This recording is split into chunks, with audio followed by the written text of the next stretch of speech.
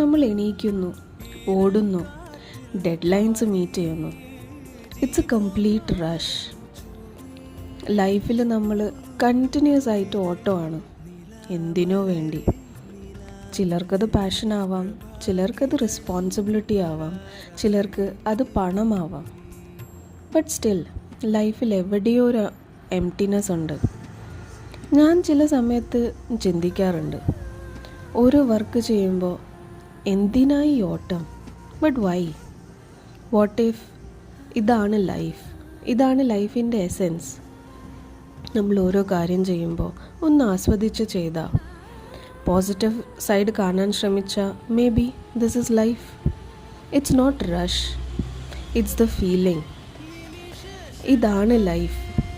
But ഒരു ലൈഫല്ലേ ഉള്ളൂ, അത് എൻജോയ് ചെയ്യുക. നിങ്ങളുടെ അഭിപ്രായം അറിയണമെന്നുണ്ട്. Do comment.